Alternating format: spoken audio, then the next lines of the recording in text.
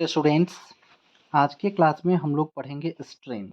हम लोग जो टॉपिक नंबर 3 पढ़ रहे थे स्ट्रेस एंड स्ट्रेन, तो स्ट्रेस हमारा कंप्लीट हो गया था। आज हमको देखना है स्ट्रेन। स्ट्रेन क्या होता है इसको हम लोग समझते हैं। जैसे मान लीजिए कि आपके पास कोई एक इलास्टिक बॉडी है। इलास्टिक बॉडी कहने का क्या मतलब, एक ऐसा वस्तु है जिसके साइज में परिवर्तन हो सकता है। मान लीजिए कि रबर या फिर इस तरह का कोई भी चीज़ जिसके शेप या साइज या उसके कॉन्फ़िगरेशन आप बोलिए, उसके कॉन्फ़िगरेशन में आप परिवर्तन ला सकते हैं। जैसे मान लीजिए कि इसको हम खींचे इधर और इसको इधर खींचे तो खींचने पर ये लमड़ जाए और कुछ इस तरह के शेप में आ जाए, नहीं? तो जब किसी भी ऑब्जेक्ट के ऊपर हम फ़ोर्स अप्लाई करेंगे या कहिए स्ट्रेस अप्लाई करेंगे, तो उसके कारण क्या होगा? इसके साइज़ में परिवर्तन आ जाएगा। या मान लीजिए कि हमारे पास कोई एक इस शेप का चीज़ है, जिस पे हम इधर से और इधर से फ़ोर्स अप्लाई कर रहे हैं और इधर से फ़ोर्स अप्लाई करने के कारण इसका जो शेप है वो कुछ ऐसा हो जाए, नहीं? मतलब शेप बदल जाए, साइज़ बदल जाए या कॉन्फ़िगरेशन बदल जाए, तो उस कंडीशन में स्ट्रेन डेवलप होगा। और स्ट्रेन जो डेवलप होगा वो स्ट्रेन क्या होगा? वो स्ट्रेन होगा जो चेंज इन लेंथ कहिए, लंबाई में जो परिवर्तन आएगा। मान लीजिए इतने छोटू से मान लीजिए इतना बड़ा हो गया, तो लंबाई में मान लीजिए कि ये उदाहरण के तौर पे मान लीजिए कि ये 1 मीटर का था और ये हो गया 1.75 मीटर। तो इसके लेंथ में कितना परिवर्तन आया है? 0.75 का। तो जो चेंज इन लेंथ हुआ है वो 0.75 है और ओरिजिनल लेंथ कितना है? 1 मीटर, नहीं? ओरिजिनल लेंथ है 1 मीटर। तो change in length divided by original length, या फिर आप ऐसे भी बोल सकते हैं कि ये रेशियो है, स्ट्रेन जो है वो रेशियो है दो चीज़ों का। किसका किसका? जो चेंज इन लेंथ हो रहा है और डिवाइडेड बाय ओरिजिनल लेंथ। इसी तरह चेंज इन लेंथ ना बोल के आप चेंज इन कॉन्फ़िगरेशन बोलिए। लेंथ में ही ज़रूरी थोड़ी है चेंज हो सकता है, वॉल्यूम में भी चेंज हो सकता है। तो change in configuration divided by original configuration, इसको हम लोग बोलते हैं स्ट्रेन, नहीं? तो स्ट्रेन का प्रॉपर डेफिनेशन हम लोग देखते हैं। स्ट्रेन को अगर हम लोग चाहें तो इस तरह से डिफाइन कर सकते हैं। When a force is applied on a body, there is a change in its shape and size, या इस दोनों को एक साथ हम लोग बोल सकते हैं कॉन्फ़िगरेशन। जब फोर्स अप्लाई किया जाता है किसी भी बॉडी के ऊपर, तो क्या होता है? शेप और साइज में बदलाव आता है, या कहिए इसके कॉन्फ़िगरेशन में बदलाव आता है, ठीक है? फिर the ratio of change in configuration of body to the original configuration is called strain. जो रेशियो है चेंज इन कॉन्फ़िगरेशन का और ओरिजिनल कॉन्फ़िगरेशन का, इस दोनों के रेशियो को हम लोग बोलते हैं स्ट्रेन। बड़ा सिंपल है कि चेंज इन लेंथ हो, चेंज इन वॉल्यूम हो, चेंज इन जो भी हो, डिवाइडेड बाई ओरिजिनल उसका वैल्यू, इसको हम लोग बोलते हैं स्ट्रेन। स्ट्रेन क्या है? Change in configuration divided by original configuration, इसको हम लोग बोलते हैं स्ट्रेन। अब स्ट्रेन का हम ऐसा यूनिट देखें, आप लोग पढ़े थे डायमेंशन के टाइम में इसका ऐसे यूनिट डायमेंशन वगैरह। तो चेंज इन कॉन्फ़िगरेशन, मान लीजिए कि लेंथ में हम परिवर्तन करवा रहे हैं, तो लंबाई में जो परिवर्तन आया वो किस में होगा? मीटर में, डिवाइडेड बाय ओरिजिनल लेंथ। तो ओरिजिनल लेंथ भी किस में होगा? मीटर में होगा। मान लीजिए कि लंबाई में परिवर्तन आ गया 0.75 और ओरिजिनल कितना था? 1 मीटर। तो मीटर से मीटर कैंसिल हो जाएगा। मीटर से मीटर कैंसिल हो जाएगा तो इसका ऐसा यूनिट क्या हो जाएगा? कोई ऐसा यूनिट बचेगा ही नहीं। तो इसका कोई ऐसा यूनिट नहीं होता। जब ऐसा यूनिट नहीं होता तो डायमेंशन कहाँ से होगा? डायमेंशन हम लोग किसकी सहायता से लिखते हैं? मान लीजिए ऊपर में लेंथ है तो इसका डायमेंशन हो गया एल, और नीचे में भी लेंथ है तो इसका डायमेंशन हो गया एल। तो एल से एल क्या होगा? कैंसिल हो गया, कुछ डायमेंशन बचा ही नहीं। तो स्ट्रेन का ना तो ऐसा यूनिट होता है और ना ही डायमेंशन होता है, ठीक है? अब जो कॉन्फ़िगरेशन में बदलाव आ रहा है, इस कॉन्फ़िगरेशन के आधार पर according to change in configuration, change in length या वॉल्यूम या शेप, मतलब चेंज जो हो रहा है लेंथ में, वॉल्यूम में या शेप में, उसके आधार पर बॉडी बॉडी के ऑफ बॉडी, यहाँ पर स्ट्रेस नहीं, यहाँ पर स्ट्रेन थोड़ा सा लिख लेंगे। Strain are of 3 types. Strain जो है वो कितने टाइप का है? 3 टाइप का। कौन कौन सा है? फर्स्ट है लॉन्गिट्यूडनल स्ट्रेन, दूसरा वॉल्यूमेट्रिक स्ट्रेन और तीसरा है शियर स्ट्रेन। मतलब जो कॉन्फ़िगरेशन में बदलाव आ रहा है, लेंथ में कहिए, वॉल्यूम में कहिए या शेप में कहिए, उसके आधार पर स्ट्रेन को 3 कैटेगरी में बाँटा गया है: लॉन्गिट्यूडनल स्ट्रेन, वॉल्यूमेट्रिक स्ट्रेन और शियर स्ट्रेन। फर्स्ट है हमारा लॉन्गिट्यूडनल स्ट्रेन। लॉन्गिट्यूडनल स्ट्रेन क्या होता है? बहुत ही सिंपल है। लॉन्गिट्यूडनल का सेंस है लेंथ से। मान लीजिए कि आपके पास एल लेंथ का एक ऑब्जेक्ट है, कोई एक रॉड मान लीजिए, कुछ भी मान लीजिए जो एल लेंथ का है। इस पे आप 2 काम कर सकते हैं। या तो आप इसको बाहर की तरफ फ़ोर्स अप्लाई करके खींच सकते हैं, इसके साइज़ को, इसके लेंथ को आप बढ़ा सकते हैं, या फिर आप इस पे अंदर की तरफ फोर्स अप्लाई करके इसके साइज को घटा सकते हैं। लेकिन आप इसके लेंथ को बढ़ा दे या फिर इसके लेंथ को घटा दे, दोनों ही कंडीशन में क्या होगा, चेंज इन लेंथ हो जाएगा। नहीं, इसका लेंथ मान लीजिए शुरू में 2 मीटर है, यहाँ 2 से बढ़कर 3 मीटर हो गया और यहाँ पर 1 मीटर हो गया। दोनों ही कंडीशन में क्या होगा, लेंथ में बदलाव आएगा। तो लेंथ में कितना बदलाव आएगा उसको हम लोग बोलेंगे चेंज इन लेंथ और डिवाइडेड बाई ओरिजिनल लेंथ। तो इस दोनों का जो रेशियो है उसको हम लोग बोलते हैं लॉन्गिट्यूडनल स्ट्रेन। अगर हम इसको डिफाइन करें, देखें तो कैसे लिख सकते हैं, it is defined as the change in length by original length. तो लॉन्गिट्यूडनल स्ट्रेन है वो रेशियो है दो चीज़ों का, किसका किसका रेशियो है, चेंज इन लेंथ और ओरिजिनल लेंथ। इस दोनों के रेशियो को हम लोग बोलते हैं लॉन्गिट्यूडनल स्ट्रेन। बहुत ही सिंपल है। नहीं, मान लीजिए कि लेंथ में जो परिवर्तन आया है वो अगर हम मान लें कि डेल्टा एल है और ओरिजिनल लेंथ हमारा एल है, तो change in length divided by original length हो जाएगा हमारा, इसको हम लोग बोलेंगे लॉन्गिट्यूडनल स्ट्रेन। अब इस पर बेस्ड एक क्वेश्चन है जिसको आप हम समझा दे रहे हैं, आप खुद से सॉल्व करेंगे। क्वेश्चन है, consider a rod of steel. मान लीजिए कि हमारे पास एक स्टील का रड है, having radius of 8 mm and length 2 metre. इसका जो मान लीजिए कि स्टील का रड है, इसका जो रेडियस है वो रेडियस कितना है, इसका रेडियस है 8 mm। तो 8 mm को आपको कन्वर्ट करना है मीटर में, तो क्या करेंगे आप 1000 से डिवाइड करेंगे, मीटर में कन्वर्ट हो जाएगा। और इसका जो लेंथ है, इसका जो लंबाई है वो लंबाई कितना है, 2 मीटर है। मतलब जो एल का वैल्यू है वो 2 मीटर है और यहाँ जो इसका रेडियस दिया हुआ है वो 8 mm है। सिंपल सा बात, आप आसानी से समझ सकते हैं इस चीज़ को। If a force of 150 kilo Newton stretches it along its length, अगर 150 किलो न्यूटन फोर्स इस पर अप्लाई करके इसको स्ट्रेच किया जाता है, मतलब स्ट्रेच करने का क्या मतलब, मतलब बाहर की तरफ अप्लाई किया जाता है 150 किलो न्यूटन का फोर्स। किलो का मतलब क्या हो गया, 10⁻³ मतलब 1000। 150 किलो न्यूटन का मतलब 150 गुना 1000 न्यूटन। नहीं, किलो का मतलब 1000। तो इतना फोर्स इस पर अप्लाई किया जा रहा है बाहर की तरफ। Then what are the stress percentage, then what are the stress percentage strain in the rod if the elongation of length is इतना। पूछ रहा है then what are the stress, यहाँ पर कॉमा है तो हमको पता करना है कि स्ट्रेस का वैल्यू कितना है। तो स्ट्रेस निकालना आप लोग लास्ट क्लास में सीखे थे। स्ट्रेस इक्वल टू क्या होता है, force acting per unit area. और एरिया आप किसकी सहायता से फाइंड करेंगे, इसकी सहायता से। फोर्स का वैल्यू कितना है, इतना है। तो force divided by area, area इसका कितना हो जाएगा, पाई आर स्क्वायर। तो पाई आर स्क्वायर आज से आप डिवाइड करेंगे फोर्स में तो आपको मिल जाएगा स्ट्रेस। ये फॉर्मूला आपको पहले से पता है, उसकी सहायता से आप स्ट्रेस निकाल लेंगे। स्ट्रेस का फॉर्मूला क्या है, स्ट्रेस को हम सिग्मा से डिनोट करते हैं, force acting per unit area. तो फोर्स बाई एरिया, तो फोर्स का वैल्यू है 150 किलो न्यूटन, तो 150 गुना 1000 न्यूटन। और एरिया कितना है, एरिया आप निकाल लेंगे पाई आर स्क्वायर से, जहाँ पर आ रहा है हमारा 8 mm। नहीं, उसके बाद हमको पता करना है percentage strain in the rod of elongation in length is 7.46 mm। जो लंबाई शुरू में 2 मीटर है, इस लंबाई में परिवर्तन कितना हुआ है, 7.46 mm का परिवर्तन हुआ है। मतलब चेंज इन लेंथ कितना है, 7.46 mm। और ओरिजिनल लेंथ कितना है, 2 मीटर। आपके पास दो चॉइस है, या तो आप इसको मीटर में चेंज कर ले या फिर इसको मिलीमीटर में चेंज कर ले। तो इसको आप मीटर में चेंज करेंगे तो क्या करना होगा, इसमें 1000 से डिवाइड कीजिए, जो वैल्यू आता है उसमें आप 2 से डिवाइड कीजिए। मतलब चेंज इन लेंथ को ओरिजिनल लेंथ से डिवाइड करेंगे तो हमको क्या मिलेगा, हमको मिल जाएगा लॉन्गिट्यूडनल स्ट्रेन, जिसका वैल्यू आपको पता करना है। अच्छा, इसका वैल्यू आपको पता करना है परसेंटेज में। नहीं, तो जो वैल्यू आएगा उसको आप 100 से मल्टीप्लाई कर दीजिएगा तो वो परसेंटेज में हो जाएगा। अच्छा देखिए यहीं पर देखिए, change in length by original length हो गया। अब इसी को आप 100 से गुना कर देंगे तो ये किस में कन्वर्ट हो जाएगा, परसेंटेज में कन्वर्ट हो जाएगा। नहीं, जो लॉन्गिट्यूडनल स्ट्रेन आएगा, जो भी हमारा वैल्यू आएगा, मान लीजिए यहाँ पर कैलकुलेशन के बाद कुछ आ गया, मान लेते हैं 3.465 ऐसा, तो इतना परसेंट हो जाएगा। नहीं, यहाँ पर लंबाई बढ़ रहा है तो इतना परसेंट इंक्रीज होगा लेंथ में, और लंबाई घट रहा होता तो इतना परसेंट डिक्रीज होता लेंथ में। तो आप ये बेसिक सा क्वेश्चन है जहाँ पर आप खुद से भी दिमाग लगा सकते हैं, बेसिक क्वेश्चन। नहीं, फिर है question number 2, sorry second type strain का, वॉल्यूमेट्रिक स्ट्रेन। ये भी सिंपल सा है, it is the ratio of change in volume and original volume. Volumetric strain जो है वो रेशियो है किसका, चेंज इन वॉल्यूम का डिवाइडेड बाई ओरिजिनल वॉल्यूम का।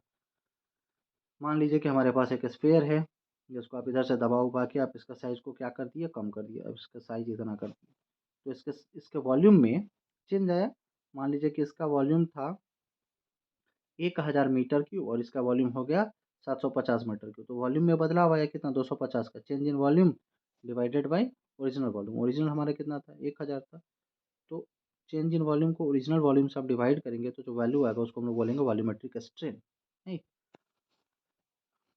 तो वॉल्यूमेट्रिक स्ट्रेन के लिए अगर हम फार्मूला लिखना चाहें तो क्या लिख सकते हैं, वॉल्यूमेट्रिक स्ट्रेन बहुत ही सिंपल है, change in volume divided by original volume. Change in volume को मान लीजिए कि हम डेल्टा वी लिख रहे हैं, ओरिजिनल वॉल्यूम को भी लिख रहे हैं, तो change in volume divided by original volume is called volumetric strain. अब एक बेसिक सा सवाल है जो इस पर बेस्ड आप खुद से इसको सॉल्व करेंगे। क्वेश्चन है, if the side of A cube is decreased bye 20%। एक क्यूब है, एक क्यूब क्यूब आप समझ ही रहे हैं, क्यूब है जिसके साइड को क्या किया जाता है, 20% घटा दिया जाता है फ्रॉम 300 सेंटीमीटर। ये जो साइड है इसका सारा साइड क्या होता है, सेम ही होता है, तो साइड कितना है 300 सेंटीमीटर, 300 सेंटीमीटर, इसमें से 20% घटा दिया जाता है। उम्मीद है आप निकाल ले सकते हैं, 20% निकालना आपको आता है, तो 20% घटेगा तो कितना बचेगा, तो 300 गुना 20 डिवाइडेड बाई 100। नहीं, तो यहाँ पे कितना बचेगा, यहाँ पर 20 गुना 3 हो जाएगा 60, तो इसमें से 60 अगर घटा दिया जाए तो कितना बचेगा, 240। मतलब पहले जो इसका साइड था वो 300 था, अब घट के कितना हो गया है, 240 हो गया। नहीं, अब पूछ रहा है due to applied force, force apply करने के कारण वो 20% घटा है ऑन इट्स ऑल साइड, सारे साइड का साइज जो है वो 300 सेंटीमीटर से घट के कितना हो गया, 240। आप कैलकुलेट कर लेंगे खुद से। Then find the volumetric strain, तो कैसे पता करेंगे, change in volume by original volume. Change in volume कैसे पता करेंगे, क्यूब का आप वॉल्यूम निकाल लेंगे पहले इसकी सहायता से, फिर जो नया हमारा साइड मिला है इसकी सहायता से वॉल्यूम निकाल देंगे। तो चेंज इन वॉल्यूम कैसे निकालेंगे, यहाँ वाला वॉल्यूम माइनस ये वाला वॉल्यूम, तो चेंज इन वॉल्यूम आ गया। तो चेंज इन वॉल्यूम जो भी वैल्यू आया है वो change in volume divided by original volume. Original volume मतलब इससे आप वैल्यू वॉल्यूम निकालेंगे, उस वॉल्यूम से आप डिवाइड करेंगे, change in volume divided by original volume, इसको हम लोग बोलेंगे वॉल्यूमेट्रिक स्ट्रेन। जो कैलकुलेशन आप करके लाएंगे वही हमारा आंसर हो जाएगा। उम्मीद है आप कर सकते हैं। नहीं, फिर टॉपिक नंबर 3 है शियर स्ट्रेन। देखने में ये थोड़ा सा आपको डरावना लग सकता है लेकिन ये भी आसान ही है। देखिए, सबसे पहले मान लीजिए कि हमारे पास एक क्यूब है, हमारे पास क्या है, एक क्यूब है, ये वाला एक क्यूब है। इस क्यूब के ऊपर हम फोर्स अप्लाई कर रहे हैं, इस क्यूब के ऊपर हम फोर्स अप्लाई करें इधर, तो क्या संभावना है, ये जो ऐसे है ये थोड़ा सा झुकेगा, किधर झुकेगा, ये वाला जो पोर्शन है ये इधर आ जाएगा, ये वाला जो पोर्शन है ये इधर आ जाएगा कुछ इस तरह से, ये वाला पोर्शन कुछ इधर आ जाएगा इस तरह से। नहीं, ये हमारा कुछ नया इस तरह से हो जाएगा झुक, यहाँ पर कुछ झुकाव नज़र आ रहा है। तो अगर देखा जाए तो ये वाला जो आपका लाइन खींचा हुआ वाला है वो ओरिजिनल है, जो लाइन खींचा हुआ वाला है ये ओरिजिनल है, और जो डॉटेड वाला है ये फोर्स अप्लाई करने के बाद ऐसा हो गया। ठीक है, तो मान लीजिए कि यहाँ पे ऊपर वाला जो सरफेस है इसके ऊपर इधर फोर्स अप्लाई किया जा रहा है, तो फोर्स अप्लाई करने के कारण ये वाला जो पोजीशन है वो यहाँ पर आ गया है, और ये वाला जो पोजीशन है वो यहाँ पर आ गया है, ये वाला लेंथ जो है वो यहाँ पर आ गया, कुछ एंगल पे डेविएट हो गया है। नहीं, यहाँ पर कुछ एंगल पे ये डेविएट हो गया है, यहाँ पर कुछ एंगल पे ये डेविएट हो गया। उम्मीद है आप समझ रहे हैं इस चीज़ को। नहीं, अब इसके डिफिनीशन को हम लोग देखते हैं। यहाँ पर डेविएट होने के कारण यहाँ जो लेंथ में परिवर्तन आया है इसको हम लोग कितना मान लिए कि डेल्टा एल। यहाँ जो लेंथ में परिवर्तन आया है, यहाँ जो लेंथ में परिवर्तन आया है वो कितना आया है, डेल्टा एल, इसको हम लोग मान लिए हैं। और इसका जो साइड है इसको हम लोग कितना मान लिए हैं, एल। मान लिए हैं कि ये जो क्यूब है इसका सारा साइड, जितना भी साइड है वो सारा साइड का लेंथ कितना है, सारे साइड का लेंथ है एल, और इसमें परिवर्तन कितना आ गया है, डेल्टा एल। अब समझिए इस चीज़ को, if the force is applied, अगर फोर्स अप्लाई किया जाता है, due to which there is a change in its change in shape of body. तो अगर फोर्स अप्लाई किया जाता है, यहाँ पर फोर्स अप्लाई किया जा रहा है, फोर्स अप्लाई करने के कारण इस पे इधर फोर्स अप्लाई किया जा रहा है, जिसके कारण इसके शेप में परिवर्तन आ जा रहा है। नहीं, then the strain is called shear strain. तब जो स्ट्रेन यहाँ पर डेवलप होगा, स्ट्रेन करने का क्या मतलब, चेंज जो यहाँ पर आ रहा है, चेंज चेंज इन कॉन्फ़िगरेशन में ओरिजिनल कॉन्फ़िगरेशन जो है, इसको हम लोग बोलेंगे शियर स्ट्रेन। जो कॉन्फ़िगरेशन करने का क्या मतलब, शेप में, जो शेप में बदलाव आ रहा है डिवाइडेड बाय ओरिजिनल शेप, इसको हम लोग बोलेंगे शियर स्ट्रेन। अब here angle theta is called angle of shear, यहाँ जो एंगल थीटा बन रहा है इस एंगल को हम लोग क्या बोलते हैं, एंगल ऑफ शियर। तो शियर स्ट्रेन जो है वो हम इसी की सहायता से लिखेंगे, शियर स्ट्रेन हो जाएगा किसके बराबर, थीटा के बराबर। और एक चीज़ जो आपको जानना चाहिए फ्यूचर में और भी इसका आपको ज़रूरत पड़ेगा, जब एंगल छोटा हो, यहाँ पर जो एंगल में बदलाव आएगा, यहाँ पर देखने के लिए हम लोग इसको थोड़ा सा ज़्यादा बड़ा बना दिए हैं, लेकिन ये एंगल काफ़ी छोटा है, ये जो थीटा एंगल है ये काफ़ी छोटा है। तो जब एंगल छोटा हो तो इसको, थीटा को हम लोग टैन थीटा के बराबर लिख सकते हैं। ये एक कंडीशन है जो आपको याद रखना है कि अगर एंगल छोटा हो तो इस छोटे एंगल को हम टैन टैन जितना एंगल हो उस एंगल के बराबर लिख सकते हैं। ठीक है, तो इस कॉन्सेप्ट के बेस पे हम लोग थीटा को किसके बराबर लिख सकते हैं, टैन थीटा के बराबर लिख सकते हैं। अब इस ट्रायंगल में अगर हम देखें टैन थीटा, तो टैन थीटा बराबर क्या होता है, पी बाई बी। नहीं, तो यहाँ पे ये वाला जो है एंगल के सामने वाला लाइन है पी, ये छोटा लाइन है बी, और ये है हमारा एच। नहीं, तो ये है हमारा पी और ये है हमारा बी। तो टेन थीटा बराबर क्या होता है, पी बाई बी। तो पी हमारा क्या है, चेंज इन लेंथ, और बी हमारा क्या है, original length. Change in length by original length जो है यहाँ पर डेल्टा एल बाई एल, इसी को हम लोग बोलेंगे कि ये बराबर है शियर स्ट्रेन के। अब इस पर बेस्ड एक क्वेश्चन है जिसको आप सॉल्व करेंगे, देखते हैं हम लोग इसको। If the angle of shear is 30 degree, मतलब थीटा का वैल्यू दे दिया गया क्वेश्चन में कितना, 30 degree. For a cubical body, कैसा बॉडी है, क्यूबिकल बॉडी, जैसा यहाँ पे हम लोग डिस्कस किए हैं उसी तरह का बॉडी है। And the change in length is 250 centimetre, और जो लेंथ में चेंज आया है मतलब डेल्टा एल का वैल्यू कितना दिया हुआ है, 250 centimetre. Then what must be the volume of this cubical body, तो इस क्यूबिकल बॉडी का वॉल्यूम कितना होना चाहिए ये हमको पता करना है। इस क्यूबिकल बॉडी का वॉल्यूम कितना होना चाहिए ये हमको डिस्कस करना है। तो कैसे पता करेंगे, क्यूबिकल बॉडी का वॉल्यूम पता होने के लिए आपको ये लेंथ पता होना चाहिए, क्योंकि क्यूब का वॉल्यूम कितना होता है, क्यूब का वॉल्यूम होता है जो भी साइड है वो क्यूब, मतलब अगर एल साइड है तो एल का पावर 3। नहीं, ये तो आपको बेसिक पता ही होना चाहिए। तो यहाँ पर आप कैसे पता करेंगे, क्वेश्चन में ये हमको एंगल पता है तो tan 30 डिग्री हमको पता है। चेंज इन लेंथ कितना है, चेंज इन लेंथ दिया हुआ 250 सेंटीमीटर। एक चाहो तो इसको आप मीटर में कन्वर्ट कर ले सकते हैं, तो कितना 2.5 मीटर। 100 से इसको अगर आप डिवाइड करते हैं तो फिर डिवाइडेड बाई ओरिजिनल लेंथ। अब इस लेंथ को पकड़ के आप इधर ले जाएंगे तो tan 30 डिग्री नीचे आ जाएगा। यहाँ इसकी सहायता से आप tan 30 डिग्री का जो भी वैल्यू है आप नीचे डाल देंगे, उसको कैलकुलेट करेंगे तो एल का वैल्यू आपको निकल के आ जाएगा। तो एल का वैल्यू आ गया तो इसका वॉल्यूम निकाल सकते हैं, इसका वॉल्यूम कितना हो जाएगा, एल का पावर 3। उसको आप कैलकुलेट करेंगे बस आ जाएगा आंसर, सिंपल है। नहीं, इलास्टिक लिमिट को हमको थोड़ा सा समझना है कि इलास्टिक लिमिट होता क्या है। तो ऐसे समझिए कि जब हम मान लीजिए कि इसको आप खींच रहे हैं, इधर भी खींच रहे हैं, इधर भी खींच रहे हैं, तो यहाँ तक खींच रहे हैं तब तो ठीक है, यहाँ तक खिंचा रहा है।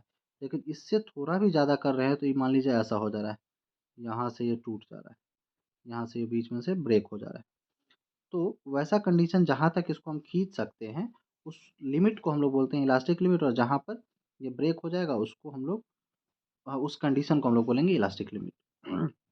When force is applied on a body, जब एक बॉडी पर फोर्स अप्लाई किया जाता है, एंड द सिचुएशन, और सिचुएशन के बदले हम लोग क्या लिख सकते हैं, limit, till that body can regain its original shape.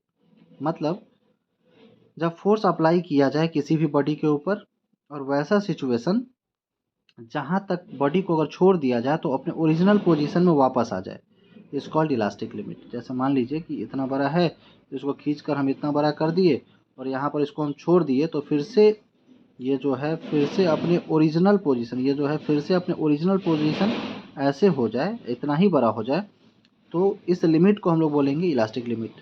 नहीं, अगर मान लीजिए इसको हम खींच कर और लंबा कर दिए और अपने ओरिजिनल पोजीशन में वापस ही नहीं है, जैसे स्प्रिंग, मान लीजिए कि हमारे पास स्प्रिंग है, स्प्रिंग से तो आप लोग खूब खेले होंगे। नहीं, मान लीजिए कि स्प्रिंग है, स्प्रिंग को हम खींच कर इतना लंबा कर दिए। शुरू में मान लीजिए कि ये जो स्प्रिंग है, शुरू में मान लीजिए कि इतना बड़ा था, इतना बड़ा था, जिसको हम खींचकर इतना लंबा कर दिए। यहाँ पे इसको अगर हम छोड़ रहे हैं, तो ये वापस अपने ओरिजिनल पोज़ीशन में आ जा रहा है। मान लीजिए कि इसको खींच के हम और लंबा कर दिए, बहुत लंबा कर दिए, इस तरह से कर दिए। अब ये इसको हम छोड़ दिए तो अपने ओरिजिनल पोज़ीशन में वापस आ ही नहीं रहा है। बात समझ रहे हैं? तो वैसा लिमिट जहाँ तक इसको हम छोड़ेंगे, तो छोड़ने के बाद अपने ओरिजिनल पोज़ीशन में वापस चला जाए, इसको हम लोग बोलेंगे इलास्टिक लिमिट। ठीक है? तो उसका नेक्स्ट टॉपिक है आपका हुक्स लॉ। हुक्स लॉ को हम लोग नेक्स्ट क्लास में देखेंगे। तो आज हम लोग इतना ही रहने देते हैं। इसको आप नोट करके अच्छे से इसका न्यूमेरिकल वगैरह सॉल्व कर लेंगे। तो हम लोग मिलते हैं फिर। तब तक आप लोग अपना ख्याल रखिएगा। तब तक के लिए बाय बाय।